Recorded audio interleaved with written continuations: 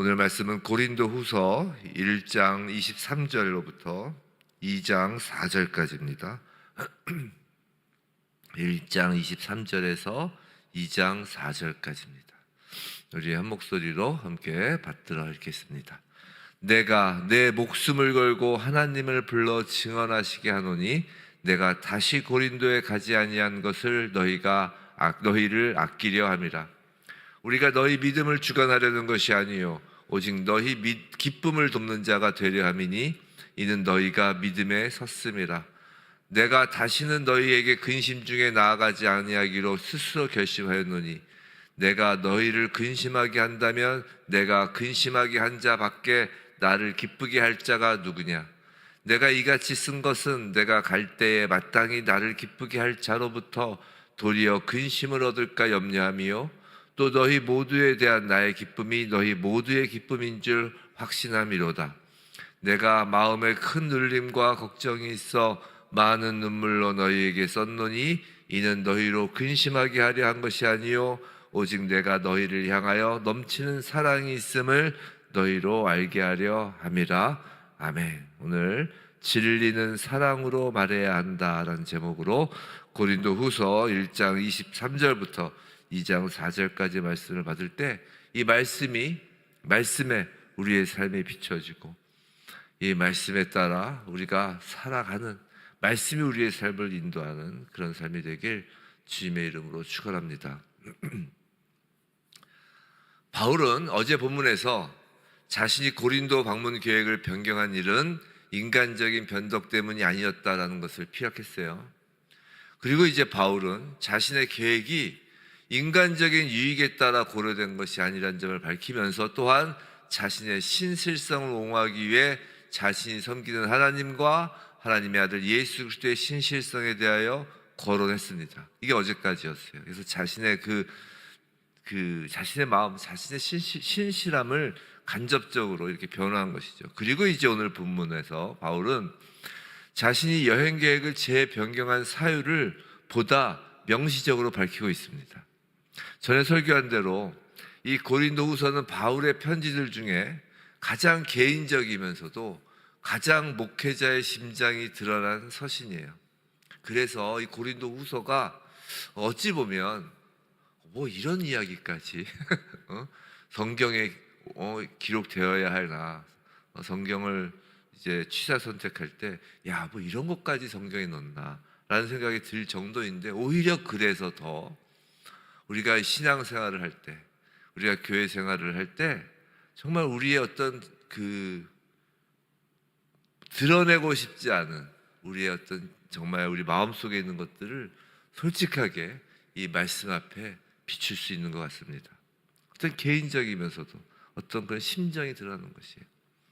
오늘 본문은 바울이 이제 고린도 교회를 방문하지 않은 이유를 설명하는 것인데, 우리가 지난 시간에 말씀드린 것처럼 고린도 교회 몇몇 사람들은 바울을 향해 이렇게 비판했죠. 이 사람은 말이 자꾸 바뀌는 사람이다. 약속을 지키지 않는다. 그러니까 지도자로서 신뢰할 수 없다라는 말입니다. 그런데 이에 대해서 바울은 단호하게 말하죠. 그것은 변덕이 아니다. 그것은 사랑의 선택이었다라고 말합니다. 그래서 오늘 본문은 권위와 또 사랑과 진리와 눈물과 어떤 책망과 어떤 그런 목회, 이런 것들의 관계를 깊이 보여줘요. 말이 자꾸 바뀐다. 여러분 어떻게 생각하세요? 남아이런 중천금, 이런 말이 있는데 그게 맞아요? 상황에 따라 말이 바뀔 수 있는 거 아니에요? 지금 사도 바울은 특히 에베소에서 매우 힘든 상황에 놓여 있었단 말이죠. 그리고 어저께 말씀드린 것처럼 이 고린도후서를 기록하기 전에 이미 한번 방문했었어요. 두 번째 방문이죠. 개척했을 때 첫 번째 방문. 그래서 개척하고 고린도전서를 보내고 그다음에 고린도전서를 디도편에 보냈는데 더 안 좋은 소식 들으니까 급하게 달려가서 이제 한번 방문을 했습니다. 그게 이제 눈물의 방문이라고 했어요. 근심의 방문. 그런 상황이면 사도 바울의 그 방문 계획이 계속 변경될 수 있는 거잖아요. 상황에 따라. 그러니까 사실 너무 자기가 한 말을 지키기 위해서 그 고집만 부리는 게 더 안 좋을 수 있는 거라고요. 여하튼 사도 바울은 저와 같이 이런 변명을 하는 게 아니라 하나님을 증인으로 삼으며 자신의 진실성을 설파합니다. 그게 1장 23절이에요. 내가 내 목숨을 걸고 하나님을 불러 증언하시게 하노니. 그냥 쓱 읽으면 어떤 느낌이 드냐면, 야, 이거 사도 바울이 그 십계명 중 하나인 하나님의 이름을 망령되이 일컫고 있는 거 아니야? 그 율법을 범하고 있는 거 아니야? 뭐 하나님을 불러 증언하시게 해, 뭐 이런 생각이 들기도 합니다. 그런데 이것은 그런 것이 아니라 이 사도 바울의 지금부터 이야기하려는 이 해명이 절대 가볍지 않다는 것이에요. 사도 바울은 자신의 영혼을 걸고 말하는 것이라고요. 이는 인간을 향한 변명을 하는 것이 아니라는 것이에요. 지금 사도 바울이 하나님 앞에서의 양심 선언인 것입니다. 사랑하는 성도 여러분, 참된 목회자, 참된 성도는 사람보다 하나님 앞에서 정직해야 하는 것이에요. 성도의 언행은 세상 도덕 기준으로 옳고 그름의 문제가 아닙니다. 언제나 하나님 앞에서의 생명과 죽음의 문제임을 우리가 명심해야 돼요. 그래서 신앙의 연수가 길어지고 믿음의 깊이가 깊어질수록 어떤 그 자세를 취하게 되냐면 옳고 그름에 대하여 너무 신경 안 써요. 특별히 교회 안에서 옳고 그름에 대해 그래서 제가 가끔 그런 얘기 하잖아요. 세상 상식과 교회 안에서 세상 상식을 들이밀지 말라는 건, 기본적으로 교회 안에서 우리 신앙생활에서 옳고 그름에 대한 것으로 하면 다 구원받지 못하는 자들이에요. 항상 옳은 것만 한다는 사람도 구원 못 받아요. 내가 말하는 그런 유머 있죠. 내가 말하는 거 언제 틀린 거 있어? 뭐 그런 이야기 있잖아요. 뭐 내가 말하는 건 항상 옳아. 그 객관적으로 보면 옳아 보여요. 그런데 그것으로 지옥 간다고요. 명심하시기 바랍니다. 하나님이 에덴 동산에 두 나무를 세우고 생명을 주는 나무는 그 열매의 실과는 마음껏 먹게 했어요. 하지만 선악을 알게 한 나무의 열매는 먹지 못하겠다. 뭐 여러 가지 의미가 있지만 명심해야 되는 거예요. 선악과를 먹으면 죽는 거예요. 결국 그 영혼이 구원을 받지 못하는 겁니다. 교회는 옳고 그름의 시시비비를 다루는 것이 아니에요. 제가 오늘 아침에 이렇게 오면서 또 우리 가족들과 딸들과 이런저런 이야기를 하면서 오는데, 그래서 그러니까 이제 설교문에는 없겠죠. 제가 준비한 설교문에. 근데 지금 방금 이 내용을 이렇게 생각하면서 그런 생각이 들어요. 우리가 하나님의 구원이 무엇인가? 제가 출애굽기 주일마다 하면서 하나님의 구원의 궁극적인 목적이 뭐라고 그랬어요? 하나님과의 사귐이라고 그랬죠. 출애굽기의 결론은 뭐예요? 출애굽기의 결론은 성막이었어요. 성막. 나중에 이제 지금 아직 그 출애굽도 못해서 계속 6월절 보고 있는데, 출애굽기의 결론은 성막이에요. 성막이 뭐예요? 성막은 하나님과 하나님의 백성이 함께 교제하는 장소라고요. 그래서 성막의 구조를 보면 나중에 좀 보겠지만 그게 신혼방처럼 꾸며져 있는 거예요. 신혼방. 신랑과 신부가 그 신혼방, 그 촛불 켜놓고 하는 그 신혼방처럼 꾸미는 거거든요. 무슨 말이냐면 하나님의 우리를 향한 그 사랑, 예수 그리스도의 십자가의 우리를 그 사랑은 그 친밀한 사귐이 하나님의 목적으로 이루어지는 구원의 역사예요. 에덴 동산에서 무엇 하고 있었을까? 아담이 죄 짓기 전에 전 누가 뭐라 해도 하나님과 뒹굴뒹굴 드런드런 그렇게 살았을 거라 생각해요. 하나님과 직접 대면하며 대화하며, 그래서 그런 얘기를 했어요. 마치 어린아기가 아빠의 품에서 뒹굴뒹굴 드런드런 이야기하는 그런 거잖아요. 그것을 사단이 깬 거라고요. 근데 아빠의 품 안에서 드런드런 뒹굴뒹굴 하면서 거기서 무엇이 옳고 무엇이 틀리고 너가 이야기한 건 이것이 잘 됐고 너가 이야기한 건 이게 틀렸고 드런드런 이야기하는데, 그런 시시비비를 다투면 그거는 드런드런이 될 수 없죠.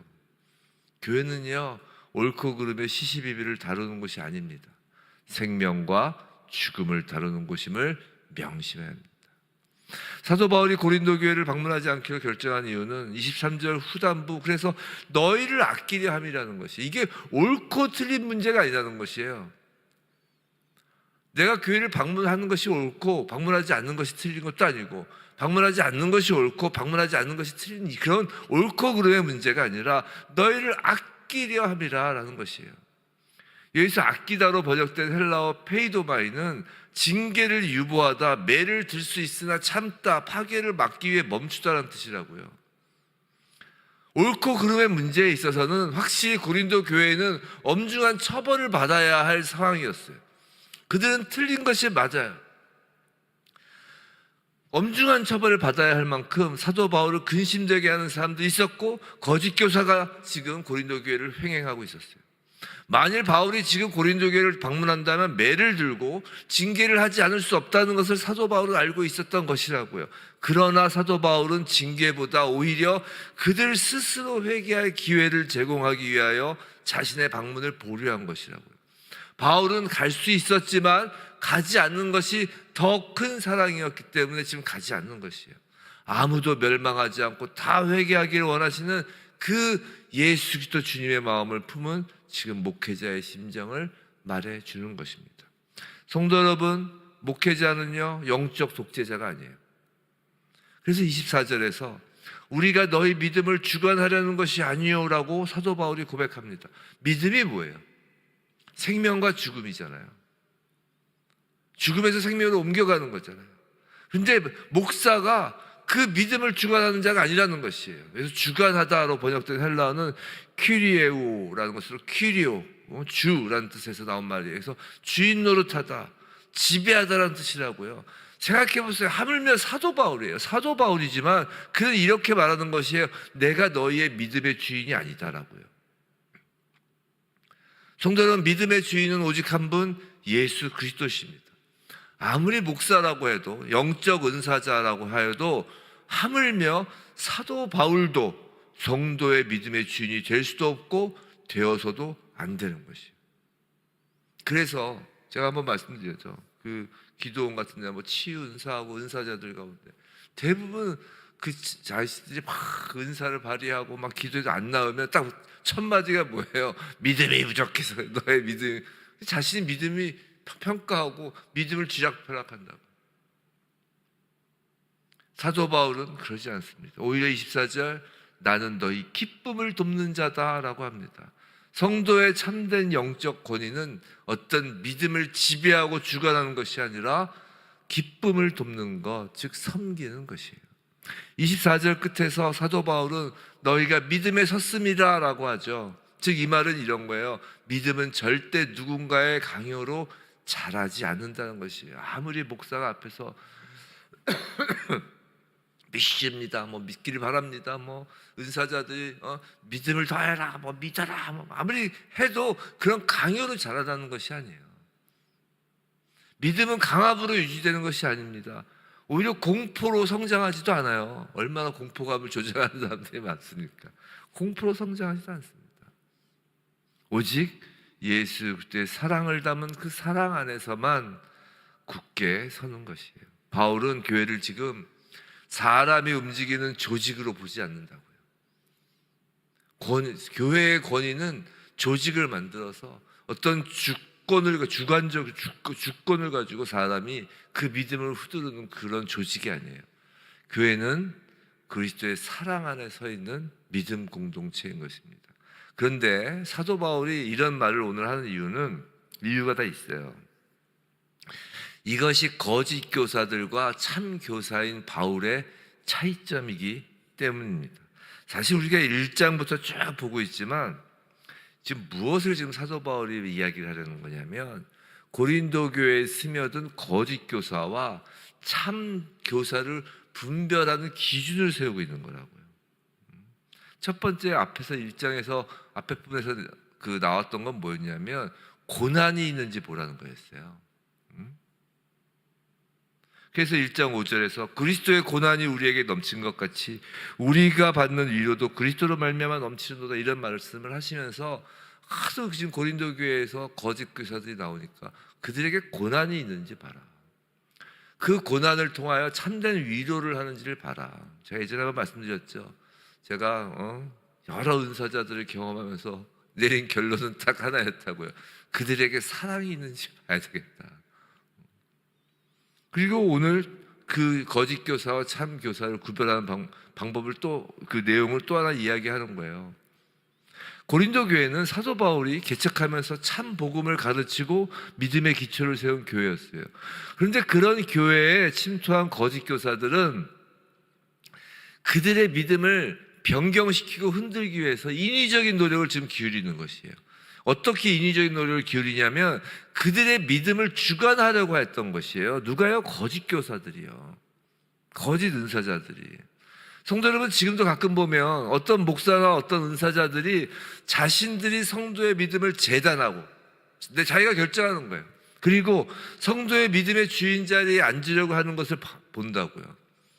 특히 참 복음으로 세워진 성도들을 넘어뜨리기 위해서 마치 자신들에게 특별한 영적 권위와 은사가 있는 것처럼 행동하면서 자신들은 어떤 다른 일반적인 복음을 전하고 가르치는 그런 평범한 목사 나부랭이가 아니다라고 한다고요. 마치 자기에게만 뭔가 특별한 것이 있는 것처럼, 특별한 뭔가의 말씀의 진리가 있는 것처럼, 어떤 특별한 능력과 은사가 있는 것처럼 그렇게 한다고요. 그래서 대표적으로 그냥 한국 교회가 이래서 문제다 저래서 문제다. 보통 왜 그런가 이렇게 보면 이러면 또 저도 똑같은 사람 되죠. 여하튼 그렇게 하는 거예요.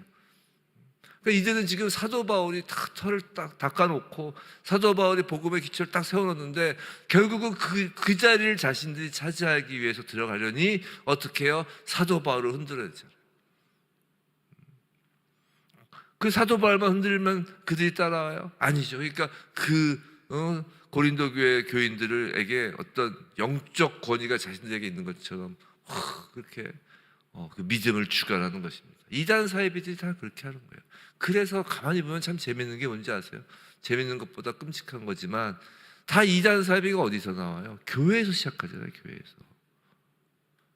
그래서 제가 항상 보면 너무 뜨겁고 너무 막 특별한 걸 쫓아다니면 안 돼요.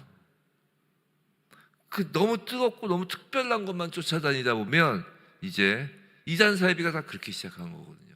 다 평범하게 아니지. 사실 교회가 평범한 게 있어요. 이 땅에서 교회가 평범한 교회가 어디 있습니까? 다 하나님 나라의 통로인데. 그런데 그냥 늘 이제 익숙해진 거죠. 교회의 말씀에 익숙해지고 교회의 삶에 익숙해지고, 그러니까 뭔가 자극적인 것을 원하고 있을 때 그건 이단 사이비가 틈타는 거예요. 센세이션하죠. 그 센세이션함이 이단 사이비로 흐르는 거예요. 말씀드렸잖아요. JMS나 정명석이 뭐니 얼마 전에 나왔잖아요. TV에서. 저도 TV를 다 믿는 건 아니지만 실제 거기 있던 사람들 얘기하면 거기 JMS니 그런 데 빠진 사람들이 특별한 사람인 줄 아세요? 바보인 줄 아세요? 막 서울대, 연대, 고대, 이대, 우리나라 그 좋은 학번의 그 젊은 애들, 그 빠릿빠릿하다는 그 엘리트들이 다 넘어가죠. 왜 넘어가요? 눈앞에서 뼈가 부러진 게 붙는 게 보인다는 거 아니에요. 정말로. 뼈가 부러졌는데 눈앞에서. 근데 그게 정말 그 사람이 손이 되니까 붙는다는 거 아니에요. 그게 구원과 뭔 상관이냐는 거예요. 그게 예수 그리스도의 피와 무슨 상관이 있냐는 거예요. 그러니까 자기들이 예수 그리스도가 되는 거예요. 예수라고 그러는 거예요. 이단 사회가 다 그렇게 시작되는 것입니다. 그 사람들은 성도의 믿음을 자기들이 주관하려고 하는 거예요. 그런 상황에 놓인 고린도 교인들에게 지금 사도 바울이 눈물로 편지를 쓰는 것입니다. 사도 바울은 2장 1절에서 내가 다시는 너희에게 근심 중에 나아가지 아니하기로 스스로 결심하였노니라고 합니다. 그래서 다시는 이라고 하죠. 이건 무슨 말이냐면 아까 말씀드린 것처럼 지금 고린도 후서를 쓰기 이전에 사도 바울이 고린도에게 방문한 사실이 있음을 지금 말하는 것이에요. 근데 그 방문은 기쁨이 아니라 책망과 상처의 시간이었습니다. 그래서 바울은 또다시 그 아픔을 반복하지 않기로 결단하는 것이에요. 2장 2절을 보면 방문하지 않기로 하는 이유를 정확히 말하고 있어요. 내가 너희를 근심하게 한다면 내가 근심하게 한 자밖에 나를 기쁘게 할 자가 누구냐.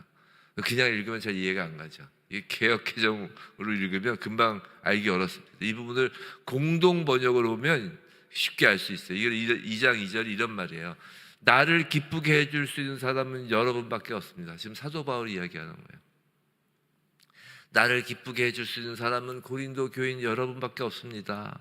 근데 제가 여러분의 마음을 아프게 한다면 나를 기쁘게 해줄 사람에게 슬픔을 안겨주는 셈이 되지 않겠습니까? 그래서 못 가는 거예요 라고 하는 거라고요.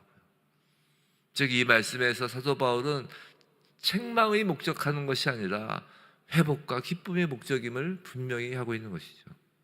사랑하는 성도 여러분, 또 여기서 우리가 알아야 할 것은 목회자의 기쁨은 성도의 기쁨과 또 성도의 기쁨은 성도 사이의 기쁨과 서로 연결되어 있다는 것이에요. 지금 사도 바울이 소망하는 것은 고린도 교인들이 복음의 진리 위에 바로 서서 하나님을 섬기는 기쁨을 누리는 것이에요. 그 고린도 교인들의 기쁨이 바울의 기쁨입니다. 마찬가지로 고린도 교인들의 슬픔 역시 바울의 슬픔이죠. 바울의 기쁨은 목회의 성공이나 사람의 인정이 아니라고요. 바울의 기쁨은 성도의 회복과 기쁨이 그의 기쁨이라고요. 이게 기쁨을 섬긴다, 아까 이야기한 그거예요.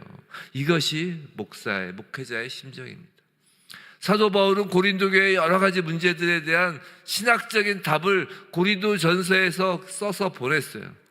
근데 상황이 좋지 않다는 이야기를 듣고 곧바로 고린도 교회를 방문했어요. 근데 이 방문에서 바울은 깊은 상처를 안고 긋고 다시 돌아옵니다. 그리고 나서 고린도 전서와 이 후서 사이에 고린도 교회가 진정한 회개의 자리로 돌아오도록 눈물로 편지를 써서 보낸 적이 있어요. 즉 고린도 전서와 후서 사이에 한 번 더 편지가 있다고 그랬죠. 그 편지가 이제 전승되지 않는 편지인데 그 이름이 눈물의 편지, 준엄한 편지로 불리는 편지라고요. 오늘 보면 2장 3절 4절은 그 편지를 쓰게 된 이유를 지금 밝히는 거예요. 참 사도 바울이 우리가 좀 못된 사람들이 보면 야, 뭐 이렇게 뭐 편지 한번 써놓고서 노심초사하냐, 그냥 이미 손을 떠난 건데, 이 사도 바울이 이렇게 열인 거예요. 편지 한번 써놓고 눈물의 편지 보내놓고서 혹시 또 상처를 받을까봐 고린도 교인들이 이렇게 지금 하는 거예요. 그 3절 4절이 그 편지를 쓰게 된 이유를 밝히는 거예요. 내가 이같이 쓴 것은 즉 내가 갈 때 마땅히 나를 기쁘게 할 자로부터 도리어 근심을 얻을까 염려하며, 자 바울이 가기 전, 너희들 가기 전에 그 눈물의 편지를 쓴 이유는 이거야. 책망을 하기 위해서가 아니라 너희 모두에 대한 나의 기쁨이 너희 모두의 기쁨인지 확신합니다. 내가 마음에 큰 눌림과 걱정이 있어. 지금 마음에 큰 눌림과 걱정이 있는 것은 뭐냐면 에베소에서 큰 환난을 겪고 있었다고요. 하지만 그의 마음속에는 고린도 교회를 향한 애통한 마음으로 인한 많은 눈물이 지금 담겨 있는 거예요. 그래서 많은 눈물로 너에게 썼노니, 이게 눈물의 편지에 대한 이야기입니다. 그 전서와 후서 사이에. 그래서 내가 지금 너에게 이야기하는 것은 차가운 교리가 아니라 눈물에 젖은 진리였다라고 지금 사도 바울이 이야기하는 거예요. 내가 고린도 교회를 근심하게 하려는 것이 아니다. 사도 바울의 책망, 분명히 그 눈물의 편지, 준엄한 편지 안에는 책망의 내용이 가득했어요. 더군다나 자신이 직접 고린도 교회를 방문하고 큰 상처를 안고 돌아온 후에 직후에 쓴 편지이기 때문에 더욱 고라했죠. 가보니까 가관이었던 거예요, 고린도 교인들이. 그 거짓 교사들한테 확 넘어가가지고, 제가 얼마 전에 말씀드렸잖아요, 그죠? 그 어떤 담임 목사님 개척한 교회에서 뭐 부목사 왔는데 부목사가 막 은사자 막 해가지고 뭐 성도들이 다 그걸 넘어가가지고 오히려 담임 목사를 내쫓았다고. 담임 목사는 늘 말씀만 잘하던 사람이죠. 말씀만이 아니죠, 사실 그게 전부인데 눈에 보이는 것에 성도들이 넘어간 거예요. 그런 거죠. 사도 바울이 보니까 가관이었던 거예요, 고린도 교인들이. 그러니까 책망을 하는 것이죠. 눈물로 편지를 쓴 것입니다. 그런데 그 책망의 목적은 그것으로 상대를 굴복시키려는 것도 아니고, 그 책망의 목적은 파괴하려는 것이 아니었다는 것이에요. 상대를 회복시키려는 사랑이었다는 것이에요. 사랑하는 성도 여러분, 진리는 아픕니다. 진리는 아프지만 진리 없는 사랑은 그거는 사랑이 아니에요. 또한 사랑 없는 진리는 또한 폭력이 됩니다. 진리 없는 사랑은 그거는 죽음으로 가는 것이고, 사랑 없는 진리는 폭력이 돼요. 오늘 성경은 우리에게 참된 목회와 참된 기쁨의 사귐에 대하여 가르쳐줘요. 사랑은 때로 이제 사도 바울이 지금 가지 않는다고 했잖아요. 즉 말하지 않음으로도 나타난다고요. 너무 지적하려고 하지 마세요. 만약에 막 지적할 게 있으면 그건 조용히 그냥 가만히 일단 계셔보세요. 어떻게 되나. 욥기에서 만약 세 친구들이 말을 멈추고 그냥 욥의 곁에 앉아만 있었다면 그들은 하나님으로부터 야 너희가 틀렸어 라는 말을 듣지 않았을 거라고. 가만히 앉아만 있었어도. 그리고 권위는 눈물 없이는 정당하지 않습니다. 교회는 누군가를 지배하는 조직이 아니에요. 조직이 아니에요. 교회는 서로의 기쁨을 돋는 공동체라고요. 참된 책망, 참된 진리는 상대를 살리기 위한 사랑이어야 하는 거예요. 함께 하는 아픔이어야 합니다. 결국 사도 바울의 모습에서 우린 예수 그리스도의 모습을 보는 것이. 예수님도 진리를 말씀하셨죠. 하지만 눈물로 말씀하셨습니다. 예수 그리스도의 진리와 사랑을 예수님은 무엇으로 증명하셨나요? 십자가로 증명하셨어요. 십자가로. 부디 인간적인 생각을 말로 옮기기만 하지 말고 사랑의 눈물로 진리를 전하는, 정말 이 교회 안에 그냥 생명, 선악을 알게 하는 나무만 막 무성한 교회가 아니라 선악을 알게 하는 나무는 다 자르고 오직 생명나무로 무성한 교회, 희수의 부처치, 그런 성도 또 모든 목회자 되길 주님의 이름으로 축원합니다.